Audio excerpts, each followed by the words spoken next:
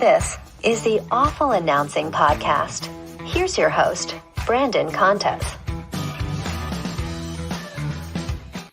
Alrighty, welcome to episode 29 of the Awful Announcing Podcast. I'm your host, Brandon Contes, and this week we have the new voice of the Detroit Tigers, Jason Benetti, joining us. Jason, thanks so much for taking some time to come on the podcast today.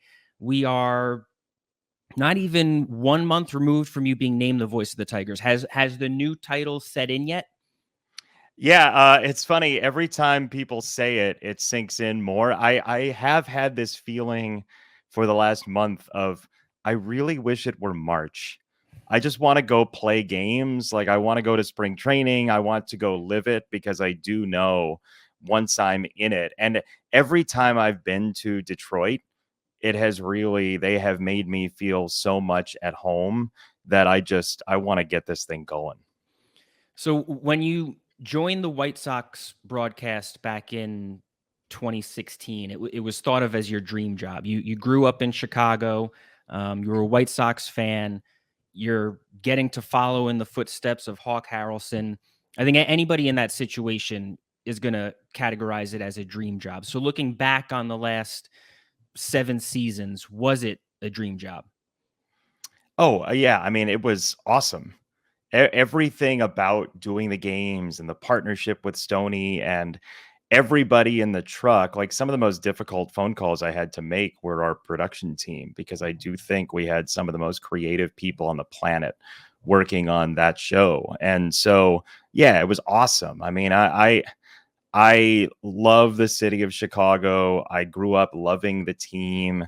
We had some awesome times. And yeah, it's funny, when I got the job, one of the first things I thought of as I was talking to people about it was Doug Marrone, which is a funny person to think of in this scenario. But when I lived in Syracuse after I graduated, I was doing some pre and post game TV stuff for then Time Warner.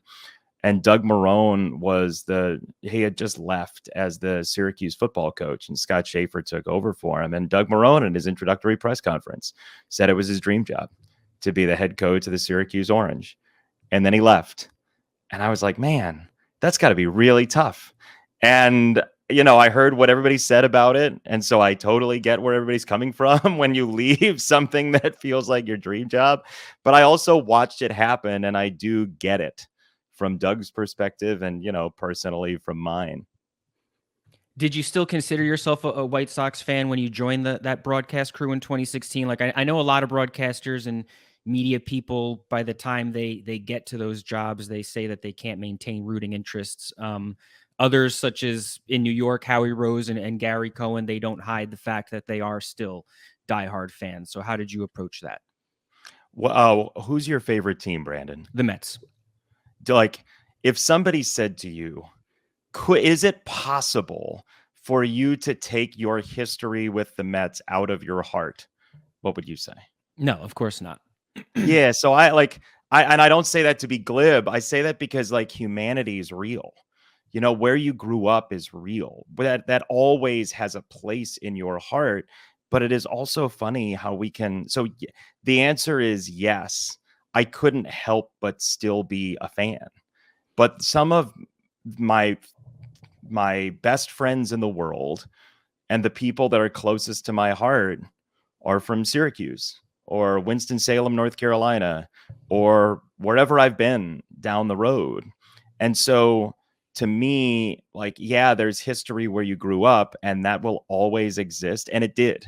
It definitely did. And you're not going to take the Chicago out of me, but you're also not going to take the Syracuse out of me. And you're not going to take the High Point, North Carolina out of me and all that stuff. So where you grew up matters in a big way and always will. Does being a fan of the team that you're calling games for make it easier or harder to call those games? Like, obviously it probably helps that you have a history with the team, and you know the team in and out. But at the same time, do you try to, when you're on the broadcast, do you try to not let the fact that you are a fan bleed into the broadcast? Yeah, like, I like to think that what I do and how I approach calling games is like a pretty real way. Like I listen to my heart quite a bit, just in terms of the moment and the energy of the moment. And I listen to the fans in the background and my partner next to me. So I'm not really calculating that per se. Sure. I'm more living it than anything. So I think it's much more about like the style of how I call a game. And I really do cherish the opportunity to, and I sound like a press release when I say it that way, but it really is important to me to hit the moment right, to have the right energy for the moment. And so, yeah, I think it has to bleed through, but it's kind of the funny part about me taking the Tigers job is I've watched a lot of Tigers games simply because the White Sox played the Tigers a lot. Not only when I was doing the job, but like Cecil Fielder, Tiger Stadium, that whole thing, that's real too. And so I happen to have a history.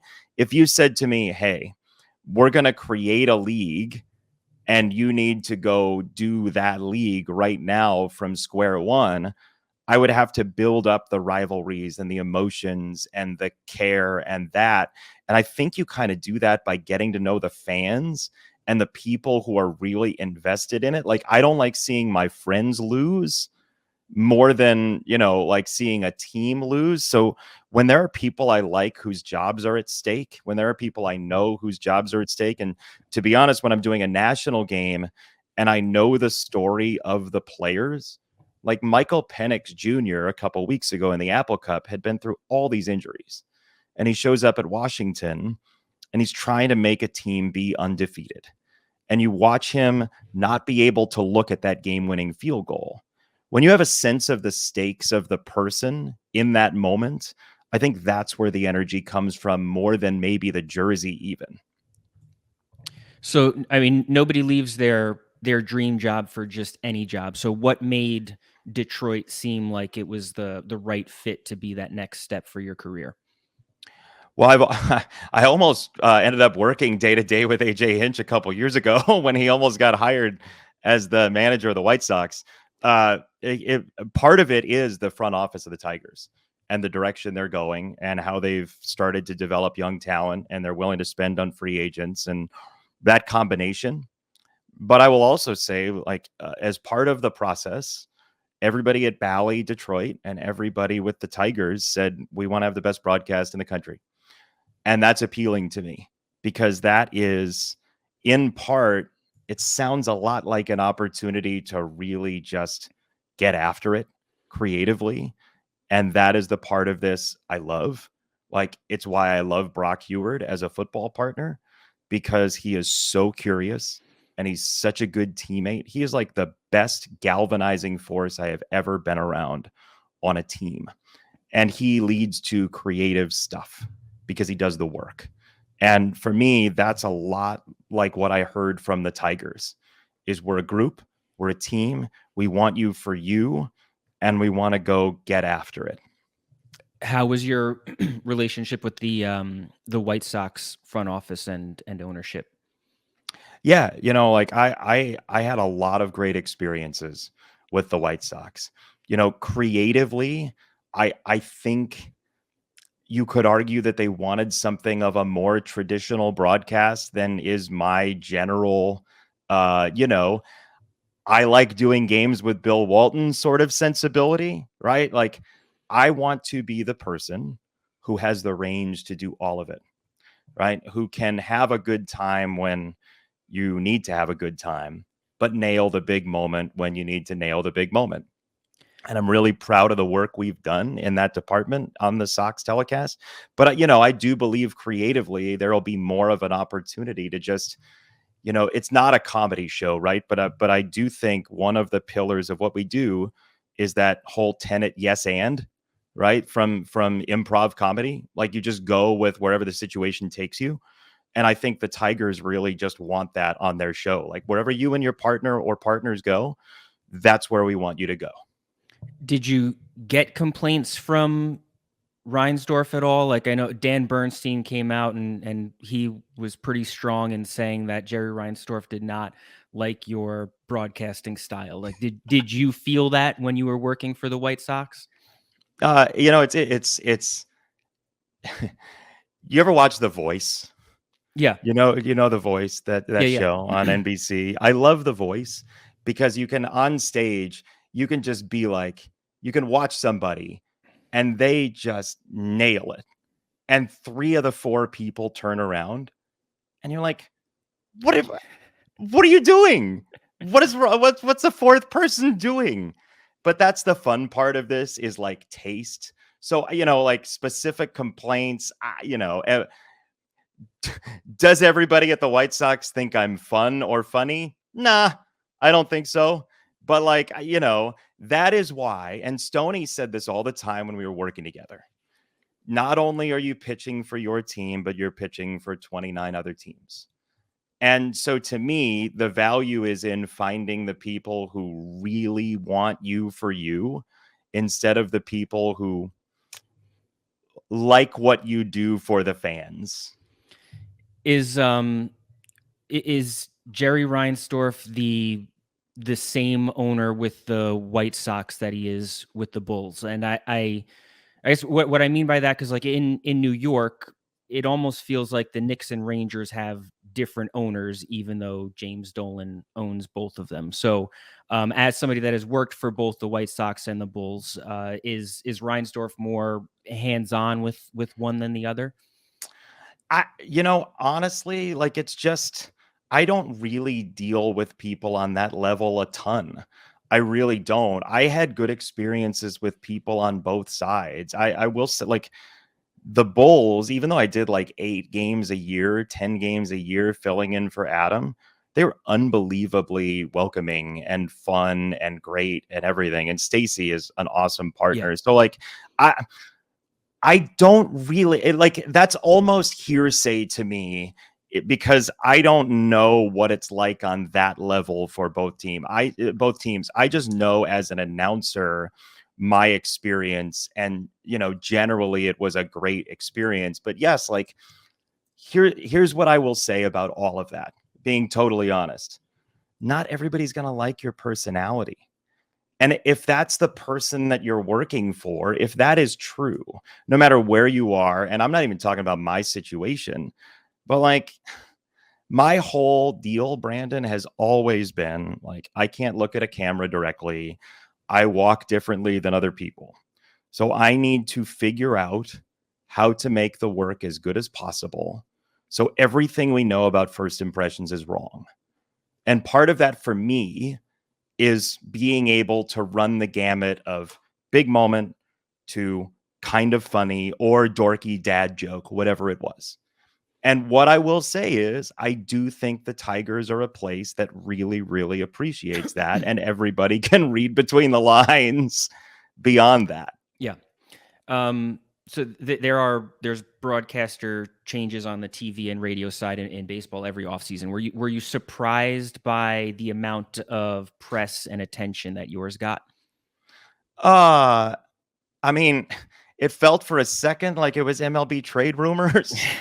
Like it was, but then the end run is like, my whole deal when I was growing up is I wanted to be the radio voice of a college team because it seemed like there were a lot of those.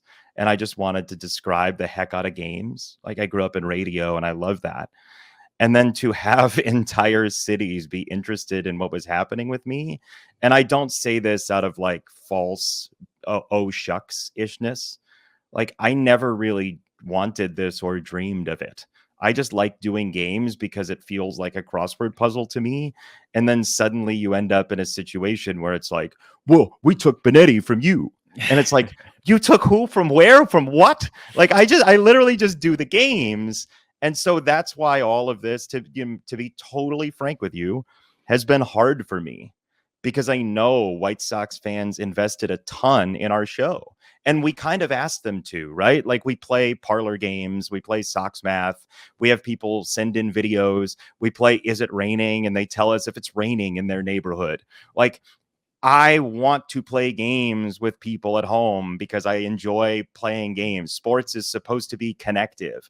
I love that stuff. Like, that is the point of a Major League Baseball telecast. So to leave all of those people who have invested, and I still have a bunch of DMs on Twitter that I just haven't had the heart to respond to yet, because like, I can rattle off for you all of our Sox Math winners and like the videos they sent in. Like Mike Ganella is a cinematic genius, and he's a guy at home who's a big Sox fan, but he churned out constantly like Sorkin-esque videos on our telecast. And this guy, Caden Strenz, kept winning Sox Math last year to the point where it's like, we've run out of prizes, dude. Like he was basically the Ken Jennings of Sox Math last year. And there are all these people who've invested so much, and it was really, really difficult to do, like more difficult than I expected, in part because of the fact that everybody cares so much about their baseball team.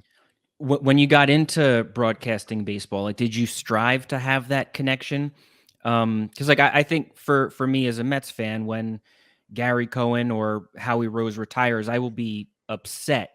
But if one of them left for another team, I would probably be devastated. And that's with me recognizing like the ins and outs of the business. But for me, at least, I think that feeling is exclusive to baseball. So like, is that something that first of all, is that what makes baseball so special, that unique connection to fans? And is that something that you strived to have, or did you just kind of find that you were able to build that connection once you got into the job? Yeah, that's a really good and deep question. And I honestly think it started in the minors. Like, first of all, you have the best in the business with the Mets, so I would be devastated if they left too. Like Gary and Howie and Keith and Ronnie are like, they're awesome. Yeah, they're it's just tremendous. phenomenal. Like that booth, like you were asking about like creative stuff with the White Sox and all that. Like this is a small thing, but like by the end of the year last year, I was not allowed to eat on camera because evidently it's grotesque when I eat on camera. So I show up, I'm like a jackal when I'm eating, and some people had a problem with it, even though I was trying to sell the ballpark food, right? So I go to do a Mets game. I go to do a Mets game at Citi Field for Fox, and I'm watching doubleheader game 1 in my hotel room in Manhattan. And no joke, Keith or Ronnie, one of the two was like, you know what would taste good right now? Shake Shack.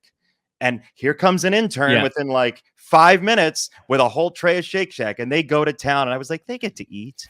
That's ridiculous. But that's the kind, they have so much freedom. I'm glad you brought them up, because like they have so much freedom to do whatever comes into their mind. And the telecast shows it. Like they just go. They just go. Like in the blowout, when they read the media guide is one of my favorite things in history, because it's so organic and it's so them and it's so real. But like, I do think, to answer your question, this all started in the minors for me. I did 4 years of AAA baseball with Baltimore Orioles announcer Kevin Brown, who you may have featured on this here website at some point over the course of this past season. Yes, he is a creative genius. I love him dearly. He is one of my best friends in the world. And we used to just kind of, in AAA, not only is there no real holy grail, there is a championship, but nobody wants to be there for it because they want to be in the majors to win the World Series. So, and we had bad AAA teams. Like if you combine the records of the 4 years that we were there, it's real bad. And so we just had to find ways to creatively push each other. And I think by doing that, we saw that fans jumped on that stuff as well. Like Kevin, our first year together, Kevin was right out of college, and we used to play a game called You Been There? No. And so it would be like, okay, here comes, Joe Smith from Santa Rosa, California. Kev, you been there? Nope. Okay, and he's got a 4.26 ERA, and the whole bit was just me asking if he's been there and him saying no, because he had never been anywhere. He was 21 at the time, and every once in a while we'd have a plot twist, and it would be "You been there? Yes," and it would turn into an amazing bit of radio, or so we thought. But that's the whole premise behind baseball every day is, the game carries it sometimes, But then other times you just have to use your brain to see where it's going to flow.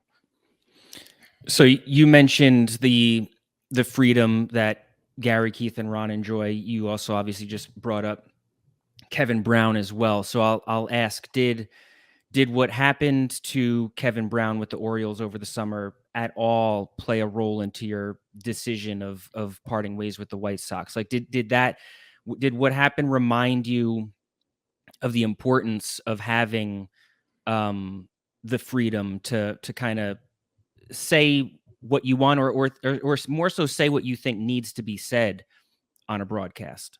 No, honestly, like criticism wise, that was never an issue with the White Okay. Sox. And I give them a great deal of credit for that. Like we were able to be honest about the situation. And Stoney, I think, is fairly critical, not like marginally critical, but when he's critical, he's very fair about it.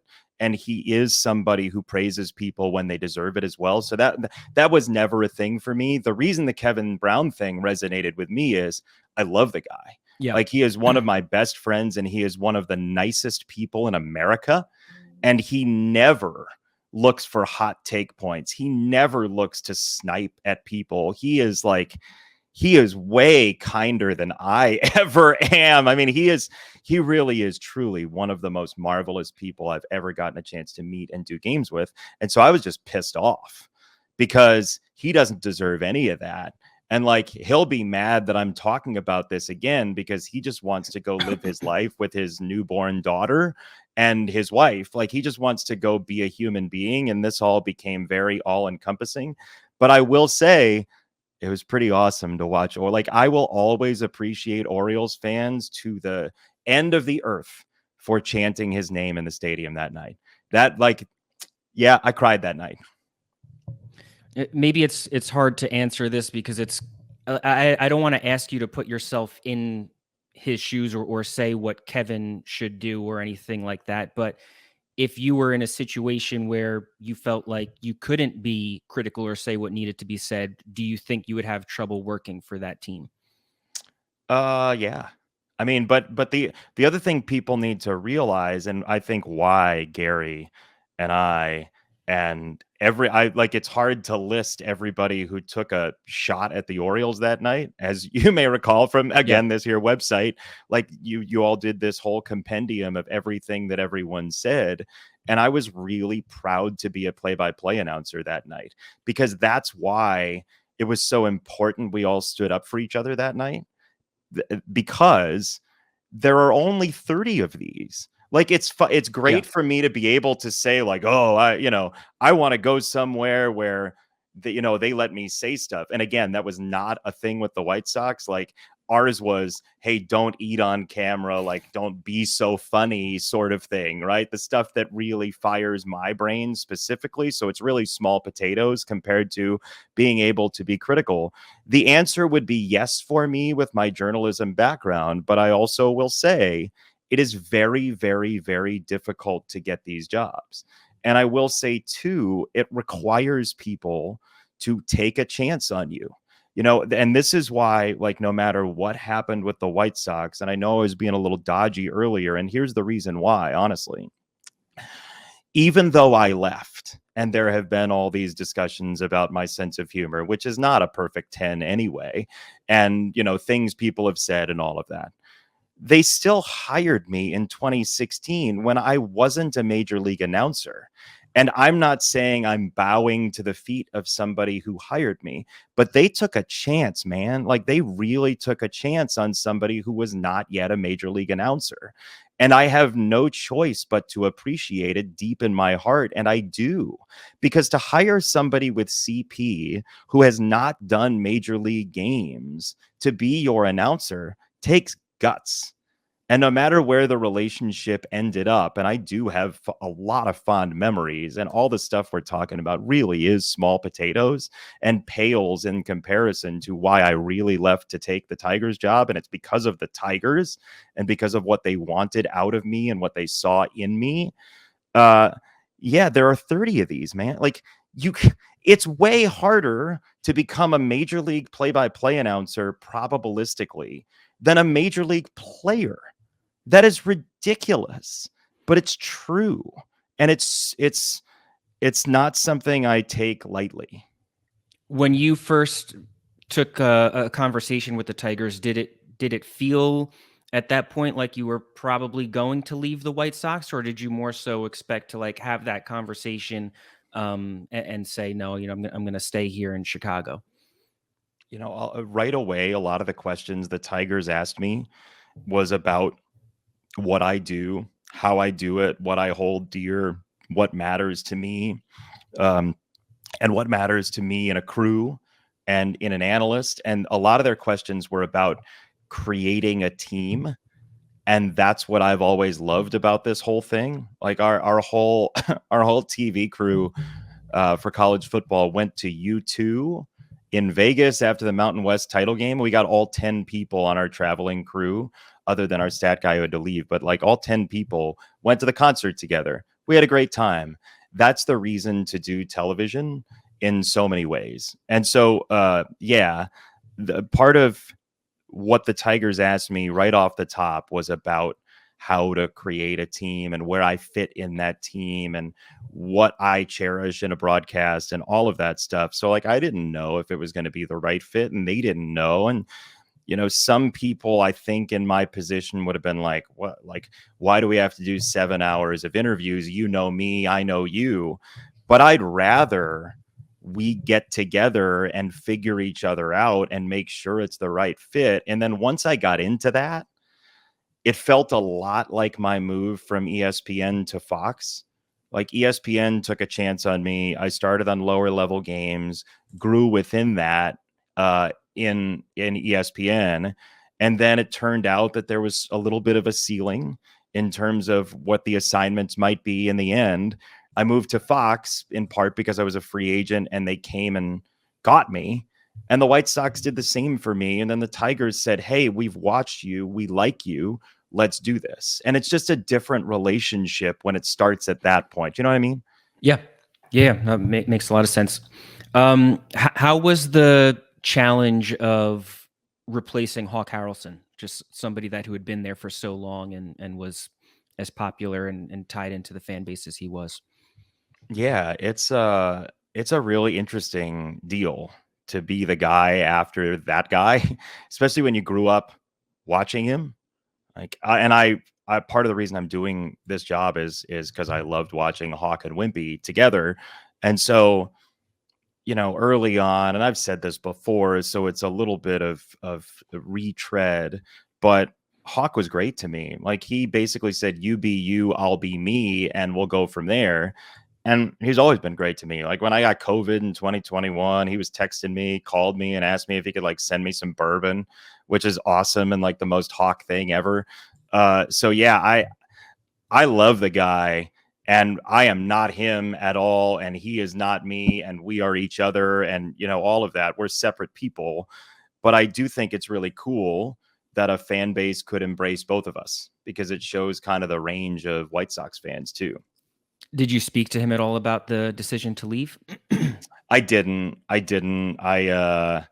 First of all, I think, I didn't speak to many people about it at all because it's a pretty delicate matter when you're leaving one team for another team. Sure. But I that was something that I kept pretty close to the vest. What did you think in October of 2020 when the White Sox hired Tony La Russa? What did you think of that hire at the time? Yeah, I mean,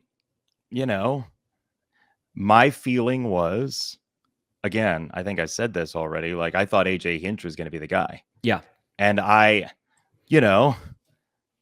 when I was at ESPN, I think that, part of what was the coolest portion of my ESPN tenure was doing the StatCast games. And so I learned a lot about like the value of a home run in winning a major league game and the difficulty in justifying bunts in terms of probability with what we know now. I read Right. Moneyball. I liked Moneyball, but I also have an appreciation for the history of the game. And so I'm not going to say like it was a no for me, but I also do think that the game has changed over the course of time. And look, everybody's heard the clip of the 1-2 intentional walks, plural. Yeah. I don't know what to say about that. I don't, but he's also a Hall of Famer. And so, you give people the benefit of the doubt. I would be a total hypocrite if I said, like, you hire somebody and I say that's not going to work, because that's what I don't want people to do to me. But I also thought AJ Hinch was going to be a really good manager. Were you on the broadcast the day that it appeared that he fell asleep in the dugout? I was not. You were not. I was off. Yeah. Yeah, I was. Is that something that? Because I know Steve Stone, I think, came out after and kind of almost like faulted the broadcast for even showing that, but like, I don't know, the way it happened, it didn't seem like it was intentional. Like they had a shot on him and then he just kind of started long blinking as more so than it's not like he was sleeping and then the cameras went on him. Did you think that was something, like seeing the clip as all of us did you think that's something that was egregious by the network at all? I love our crew. Even if I thought it was egregious, which I didn't, I wouldn't say anything against our crew because I love them dearly and I think they are marvelous. And, but I didn't think it was egregious because, stuff that happens in front of the cameras happens in front of the cameras, and that's whatever it is. But I also think it was totally overblown. Yeah. Like, I think like everybody in every major league dugout has a moment that they would want back or whatever it might be. And I don't even know what that was, to be totally honest. Like, again, I will, if anybody's like, whoa, you don't work for the White Sox, don't be a shill anymore. I really thought that was overblown. And I'm telling you right now, I wouldn't walk anybody intentionally on a ball and 2 strikes. So like, that's how I feel about that situation. Are you a broadcaster who likes to be in the clubhouse, like present and make yourself available to the players and manager and coaches? I think you have to. I learned it from a guy that I worked with in AAA, Bob McElligott, who's now the radio voice of the Columbus Blue Jackets. He was down there every day and getting to know players and getting to know why they're doing things. And I had just graduated college. I'm sitting upstairs with my PowerPoint slides on every player. Like, could you be nerdier? Right? That's how I did my prep at the time. And then he'd come up and he'd be like, hey, did you know Colin Ballister's dad ran a surf shop? And I'm like, where'd you hear that? And he's like, from him. I was just talking to him, you clown. Basically, he didn't say that. Bob is great. He wouldn't say that to me. But like, I learned very early on that that's where you get the best, most novel stuff that can really spice up a broadcast. And I do think, again, I know people are on the hunt for like, why did he leave the White Sox? I feel like in part we are going to have some changes that just come from the strife that 2020 and 2021 brought all of us in the booth. Like, in those 2 years, we just weren't allowed to be around the players. And by changes, I just mean like broadcasters having conflict with other people in the organization because we couldn't travel, and maybe somebody goes to one place or another after that. I do think that's part of this, is like, we couldn't do our jobs for real for 2 years. 2020 was completely justified. I was very outspoken in 2021 about the value of being around players and telling those stories and really fleshing out the people. And we couldn't do that. So all we had was each other, and I think Stoney and I had a great deal of fun and told some great stories, but it wasn't going to come from the clubhouse. And I think over the course of time, you would feel the difference in that. So yes, it is everything to me. On the rare day where I don't get down there because of some obligation, I don't feel like I can do the job nearly as well. Do you know who your analyst or who your analysts are going to be with the Tigers? Yeah, I don't think it's set in stone. I mean, the 2 people I've spoken to already are Craig Monroe and Kirk Gibson. And I know both of them, and I'm excited to have both of them. I don't know the full range of who it's going to be, but I know they're going to be involved.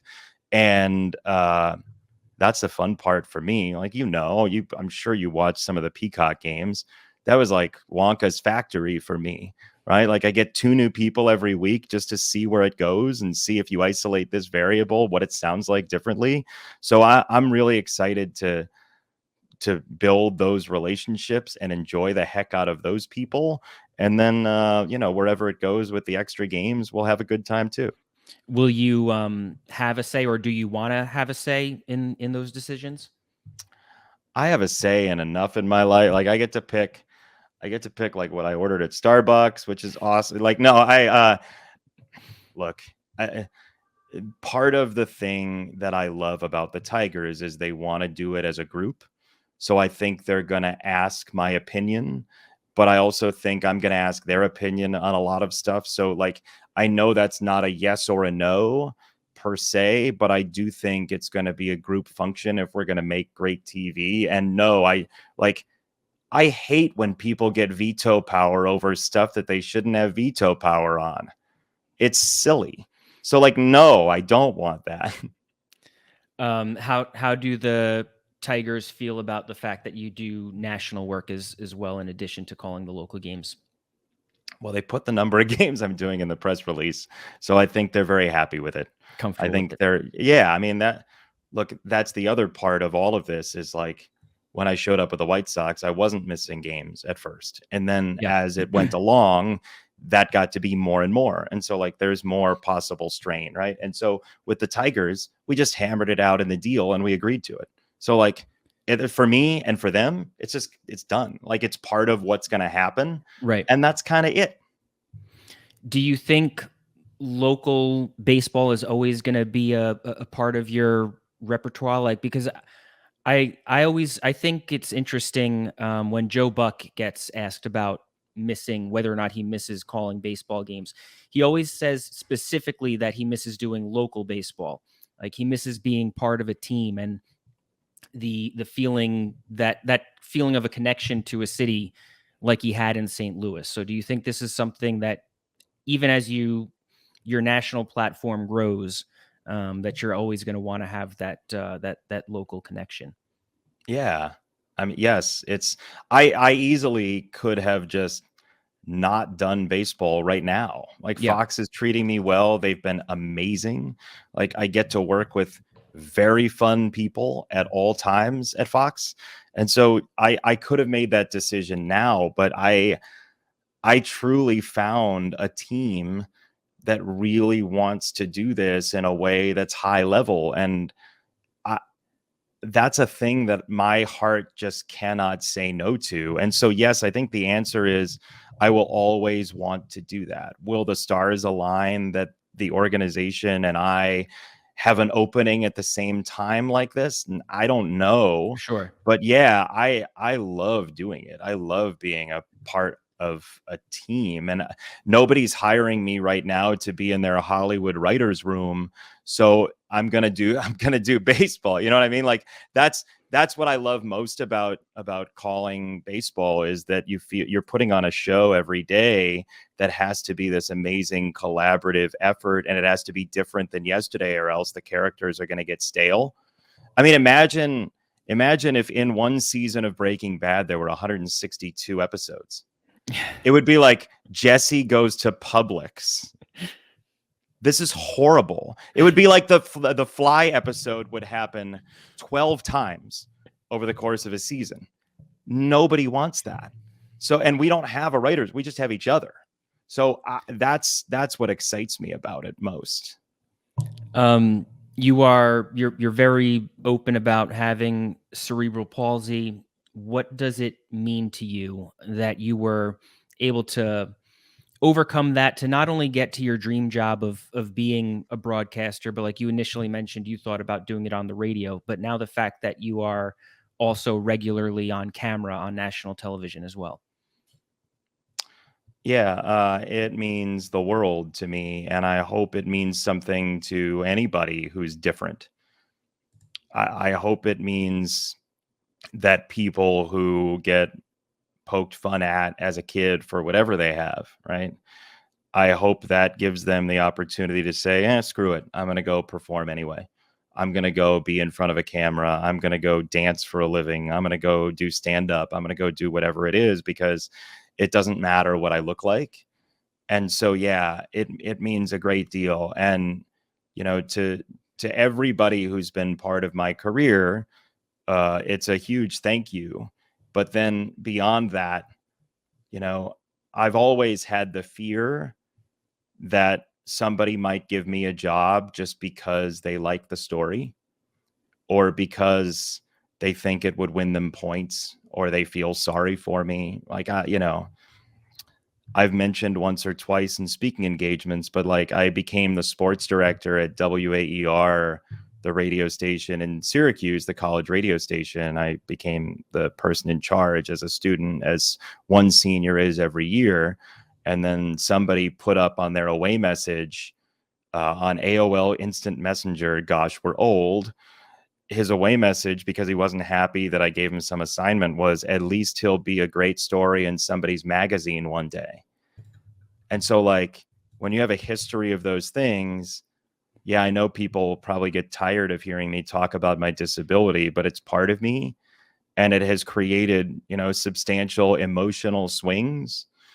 But to not just be a great story for somebody's magazine and to have reached the point of the caliber that two places, one national and one team, would say, no, we want you, in like the old Uncle Sam poster sort of way, that means the world to me.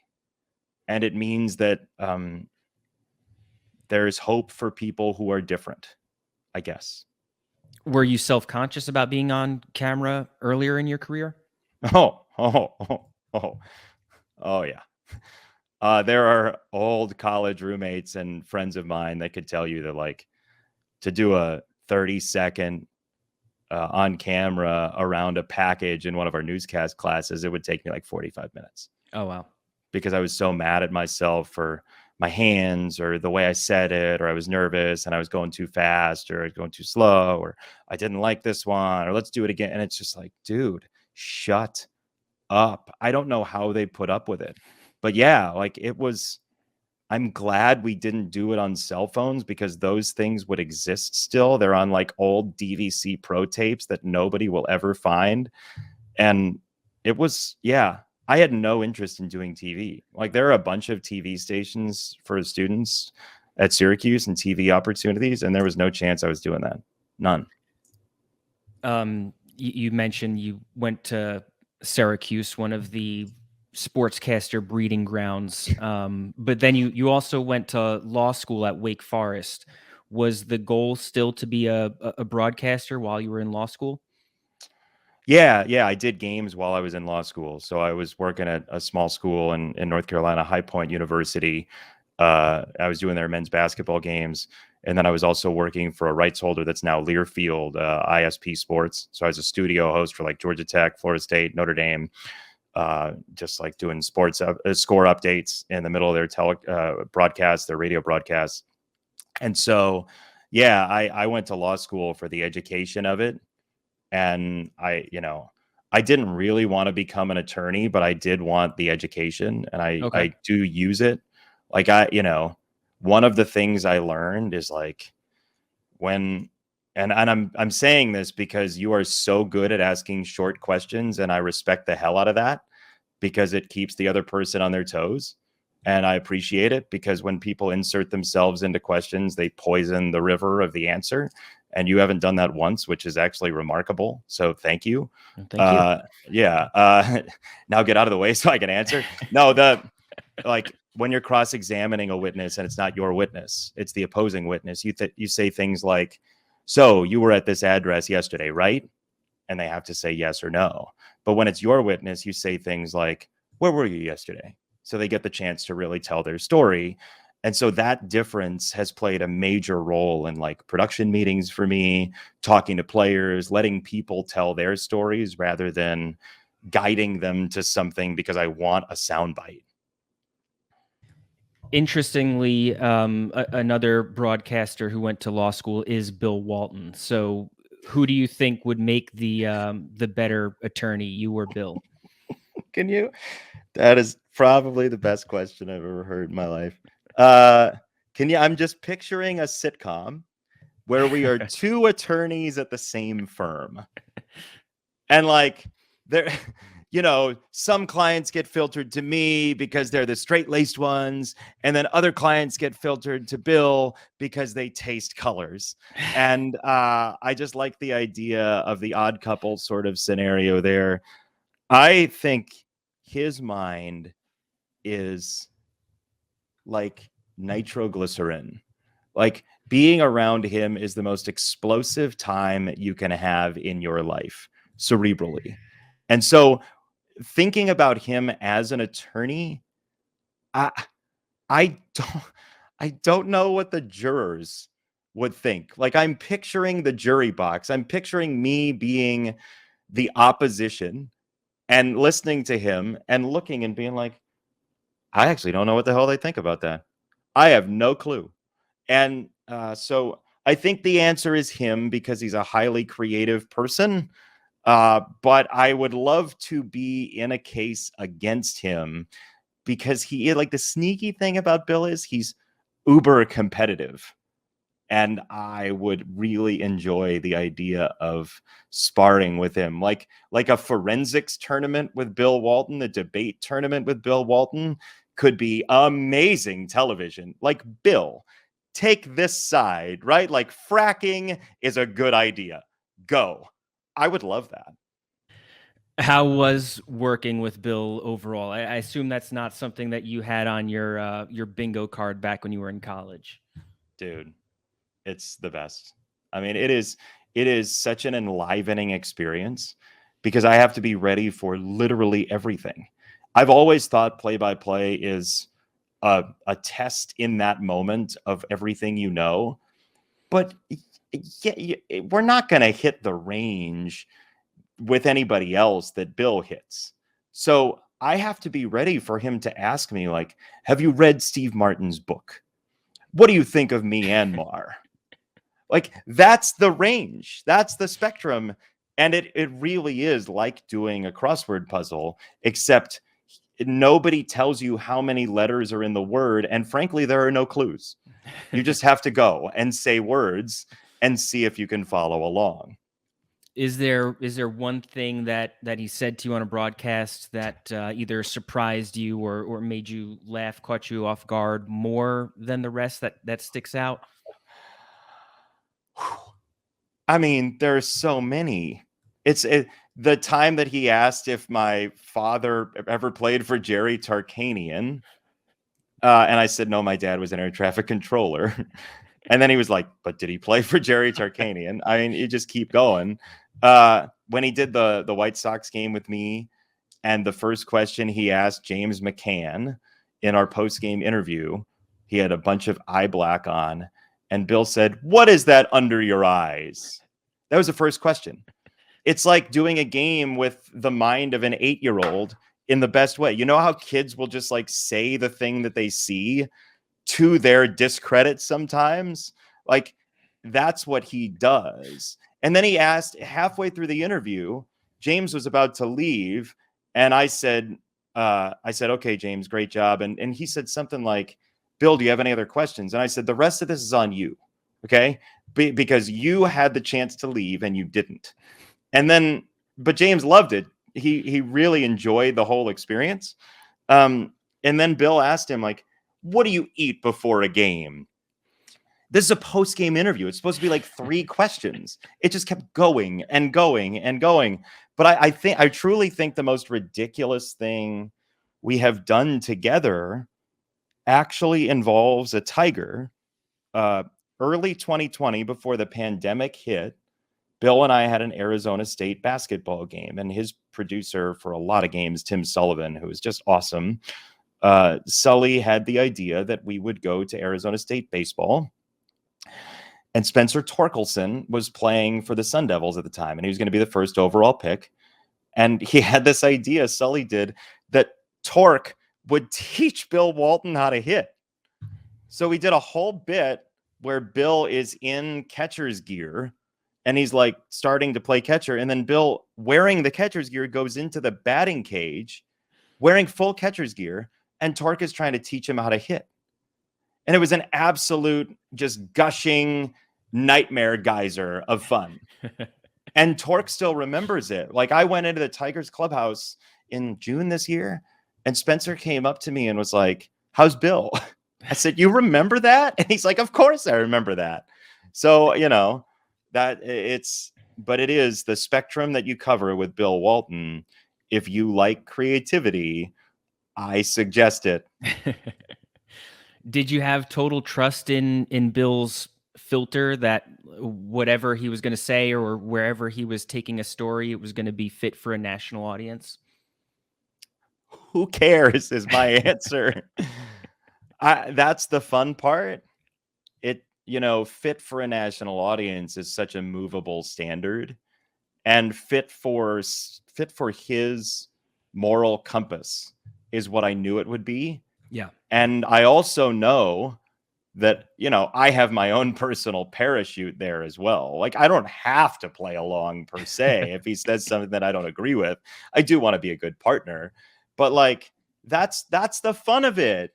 The fun of it is you don't know, and you're not certain exactly where it's going to end up, and you react. I mean, my body has never let me be a quarterback, but the idea of like, okay, you're going to have 3 seconds max to throw this pass unless you're really good and evasive. Like, you better know your reads real fast, and you better make that choice. That's fun to watch with like Peyton Manning. It's fun to watch with all these quarterbacks who do it at a high level with Patrick Mahomes. It's fun to do, and that's my only way of doing it in life. Jason, you were awesome. Thank you so much for joining the podcast today. I really appreciate it. I'm glad to. Thank you, Brandon. That is Jason Benetti. I'm Brandon Contes. This is the Awful Announcing Podcast. Please rate and subscribe to this podcast. Please also subscribe to Awful Announcing's YouTube page. But regardless of how you consume Awful Announcing and the Awful Announcing Podcast, thanks for listening and be good. Thanks for listening to the Awful Announcing Podcast. For the latest news spanning the sports media landscape and more, check out awfulannouncing.com and follow us at Awful Announcing.